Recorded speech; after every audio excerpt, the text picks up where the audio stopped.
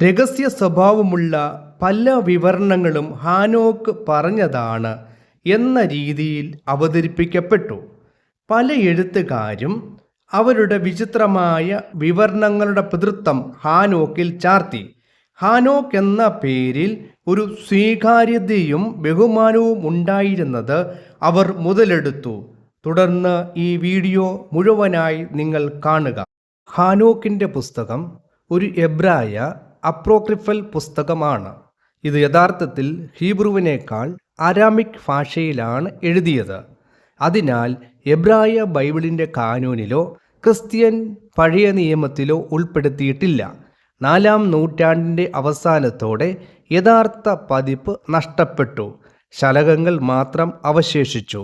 എന്നാൽ Scottish പരിവേഷകനായ James Bruce 1773 അബീസിനിയയിൽ നിന്ന് Ethiopian ഭാഷയിൽ ഒരു പകർപ്പ് തിരികെ കൊണ്ടുവന്നു. ഇത് ആദ്യകാല ഗ്രീക്ക് പിതാക്കന്മാർക്ക് അറിയാവുന്ന പതിപ്പിൽ നിന്ന് നിർമ്മിച്ചതാകാം. ഈ കൃതിയിൽ ദുഷ്ടന്മാരുടെ സ്ഥലമായ ഷിയോളിൻ്റെ പ്രദേശം പോലെ ആത്മീയ ലോകത്തെയും സൂക്ഷ്മമായി വിവരിച്ചിരിക്കുന്നു. വീണുപോയ മാലാഖമാരുടെ ചരിത്രം, മനുഷ്യവർഗവുമായുള്ള അവരുടെ ബന്ധം, മാന്ത്രികതയുടെ അടിത്തറ എന്നിവയും പ്രതിപാദിക്കുന്നു. കൂടാതെ ഉൽപ്പത്തിയിലെ വെള്ളപ്പൊക്കം, 1000 വർഷത്തെ ഭരണത്തിൻ്റെ പ്രവചനാത്മകമായ വിവരണം എന്നിവയും ഹാനോക്കിൻ്റെ പുസ്തകത്തിൽ അടങ്ങിയിരിക്കുന്നു. ഹാനോക്കിൻ്റെ ഒരു ചെറിയ ഭാഗം യൂദയുടെ പുതിയ നിയമ ലേഖനത്തിൽ ഉദ്ധരിച്ചിട്ടുണ്ട്. യൂദ 14-15 വാക്യങ്ങൾ.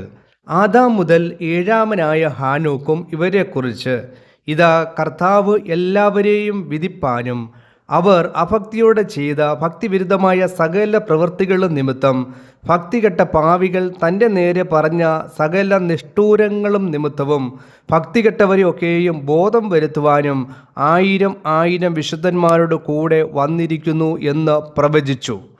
യഹൂദന്മാർ ഈ പുസ്തകം നിരസിക്കുവാനുള്ള പ്രധാന കാരണം അത് തോറയുടെ പഠിപ്പിക്കലുകളുമായി പൊരുത്തപ്പെടുന്നില്ല എന്നുള്ളതുകൊണ്ടാണ്. ഹാനോക്ക് വേദപുസ്തകത്തിലെ പ്രസക്തനായ ഒരു വ്യക്തിയാണ്. അദ്ദേഹം ആദാം മുതൽ 7-ാമത്തെ തലമുറക്കാരനായിരുന്നു. വേദപുസ്തകത്തിൽ പറയുന്നു, മരണം കൂടാതെ സ്വർഗത്തിലേക്ക് എടുക്കപ്പെട്ട 2 വ്യക്തികളിൽ ആദ്യത്തെ വ്യക്തിയാണ് ഹാനോക്ക്. ഈ സംഭവത്തെക്കുറിച്ച് 2 പരാമർശങ്ങൾ വേദപുസ്തകത്തിലുണ്ട്. ഉൽപ്പത്തി പുസ്തകം 5:24, ഹാനോക്ക് ദൈവത്തോട് കൂടെ നടന്നു, ദൈവം അവനെ എടുത്തുകൊണ്ടതിനാൽ കാണാതെ ആയി. എബ്രായർ 11:5, വിശ്വാസത്താൽ ഹാനോക്ക് മരണം കാണാതെ എടുക്കപ്പെട്ടു, ദൈവം അവനെ എടുത്തുകൊണ്ടതിനാൽ കാണാതെയായി, അവൻ ദൈവത്തെ പ്രസാദിപ്പിച്ചു എന്ന് അവൻ എടുക്കപ്പെട്ടതിന് മുമ്പേ സാക്ഷ്യം പ്രാപിച്ചു. ഉൽപ്പത്തി പുസ്തകത്തിൻ്റെ രചയിതാവ് ഹാനോക്ക് മരിച്ചതായി എഴുതിയില്ല. ദൈവത്തോടു കൂടെ നടന്നു എന്നും ദൈവം അവനെ എടുത്തുകൊണ്ടതിനാൽ കാണാതെ ആയി എന്നും പറയുന്നു. അതിനാൽ സ്വർഗീയ രഹസ്യം കാണുവാൻ അവന് അവസരം ലഭിച്ചു എന്നൊരു ഐതിഹ്യം ക്രമേണ യഹൂദന്മാരുടെ ഇടയിൽ പ്രചരിക്കുവാൻ തുടങ്ങി. അങ്ങനെ 3-ാം നൂറ്റാണ്ടായപ്പോഴത്തേക്കും രഹസ്യ സ്വഭാവമുള്ള എല്ലാ വിവരണങ്ങളും ഹാനോക്ക് പറഞ്ഞതാണ് എന്ന രീതിയിൽ അവതരിപ്പിക്കപ്പെട്ടു. പല എഴുത്തുകാരും അവരുടെ വിചിത്രമായ വിവരണങ്ങളുടെ പിതൃത്വം ഹാനോക്കിൽ ചാർത്തി. ഹാനോക്ക് എന്ന പേരിൽ ഒരു സ്വീകാര്യതയും ബഹുമാനവും ഉണ്ടായിരുന്നത് അവർ മുതലെടുത്തു. ഇങ്ങനെയുള്ള 5 കൃതികളെ കൂട്ടിച്ചേർത്ത് രൂപീകരിച്ചതാണ് ഹാനോക്കിൻ്റെ 1-ാം പുസ്തകം. അത് എപ്പോൾ, എങ്ങനെ, ആര് സംയോജിപ്പിച്ചു എന്ന് വ്യക്തമല്ല. ഹാനോക്കിൻ്റെ 2-ാമത്തെ പുസ്തകം അദ്ദേഹത്തിൻ്റെ പിൻതലമുറയുടെയും ജീവിതത്തെയും കുറിച്ചുള്ളതാണ്. സ്ലാവോണിക് ഭാഷയിൽ ഉള്ള ഒരു പതിപ്പ് മാത്രമേ ഇന്ന് ലഭ്യമായുള്ളൂ. 3-ാമത്തെ പുസ്തകം എബ്രായ ഭാഷയിൽ എഴുതിയതാണ്.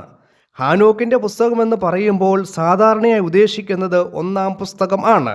ഇത് ക്രിസ്തുവിന് മുമ്പ് ഏകദേശം 2-ാം നൂറ്റാണ്ടിൽ ആയിരിക്കണം എഴുതിയത്. ഈ പുസ്തകത്തിൽ ഹാനോക്ക് സ്വർഗത്തിനും ഭൂമിക്കും ഇടയിലൂടെ ഉള്ള അദ്ദേഹത്തിൻ്റെ യാത്രയുടെ വിവരണങ്ങൾ പറയുന്നു. അദ്ദേഹം ദൂതന്മാരൊത്ത് പറക്കുകയും നദികളെയും പർവ്വതങ്ങളെയും ഭൂമിയുടെ അറ്റത്തെയും കണ്ടു. ഒരു കൂട്ടം ദൂതന്മാർ സ്വർഗീയ കൃപയിൽ നിന്ന് വീണു പോകുന്നതും അവർക്ക് മല്ലന്മാർ ജനിക്കുന്നതും കണ്ടു. വീണുപോയ ദൂതന്മാരുടെ ഭാവി നിർണയിക്കപ്പെട്ടിരിക്കുന്നതും സ്വർഗീയ ദൂതന്മാരുടെ പ്രവർത്തനങ്ങളും ഗോളങ്ങളിലെയും നക്ഷത്രങ്ങളിലെയും ക്രമീകരണവും അദ്ദേഹം കേൾക്കുകയും കാണുകയും ചെയ്തു. ഈ യാത്രയ്ക്ക് ശേഷം 3 കഥകളുമായിട്ടാണ് അദ്ദേഹം തിരികെ വന്നത്. സ്വർഗം, നരകം, ദൂതന്മാർ, പിശാചുകൾ എന്നിവയെക്കുറിച്ചുള്ള വിവരണങ്ങൾ ഈ പുസ്തകങ്ങളിൽ ഉണ്ട്. വീഡിയോ ഇഷ്ടപ്പെട്ടാൽ ലൈക്ക് ചെയ്യുക, സബ്സ്ക്രൈബ് ചെയ്യുക, സപ്പോർട്ട് ചെയ്യുക. ദൈവം നിങ്ങളെ അനുഗ്രഹിക്കട്ടെ. ആമേൻ.